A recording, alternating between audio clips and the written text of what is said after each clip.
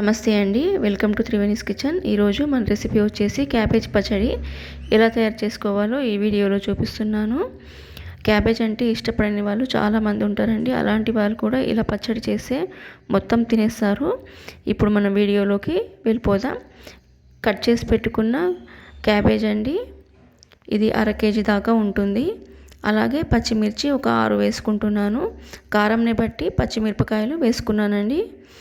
ఇప్పుడు స్టవ్ పైన ఒక కడాయి పెట్టుకొని అందులో 4 టేబుల్ స్పూన్ల దాకా ఆయిల్ వేసుకొని ఇప్పుడు క్యాబేజ్ ముక్కలను ఇందులో వేసుకోవాలి.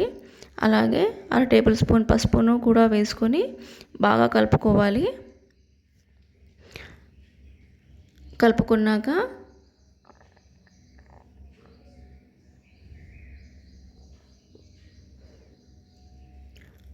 ఒక 5 నుంచి 10 నిమిషాల దాకా మూతను పెట్టుకోవాలండి. కొంచెం మెత్తపడాలి. ఈ క్యాబేజీ మొత్తం మెత్తపడకూడదండి. 80% వరకు ఈ క్యాబేజ్ మెత్తపడాలండి. ఇలా ఈ కన్సిస్టెన్సీలో ఉండాలి. ఇప్పుడు 3 టేబుల్ స్పూన్ల పల్లీలండి. స్టవ్ పైన ఒక కడాయి పెట్టి పల్లీలను వేయించుకోవాలి. సిమ్లోనే పెట్టుకొని ఈ పల్లీలను వేయించుకోవాలండి. అలాగే అదే కడాయిలో 1 టేబుల్ స్పూన్ ఆయిల్ వేసుకొని పచ్చిమిరపకాయలను కూడా వేయించుకొని పక్కన పెట్టుకోవాలి.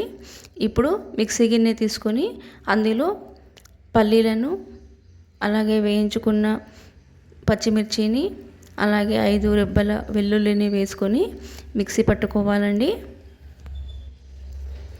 ఇప్పుడు ఈ క్యాబేజీని కూడా వేసుకోవాలి. అలాగే కావలసినంత ఉప్పును కూడా వేసుకొని మిక్సీ పట్టుకోవాలి. ఇప్పుడు స్టవ్ పైన చిన్న కడాయి పెట్టుకొని అందులో ఒక 6 నుంచి 7 టేబుల్ స్పూన్ల దాకా ఆయిల్ వేసుకొని ఆవాలు, జీలకర్ర వేసుకోవాలి. చిటపటమన్నాక ఇప్పుడు కరివేపాకును కూడా వేసుకోవాలి. వేసుకొని ఈ పచ్చడిలో పోపు వేయాలండి. ఇది చపాతీలోనైనా, రొట్టెలోకైనా, అన్నంలోకైనా చాలా టేస్టీగా ఉంటుందండి.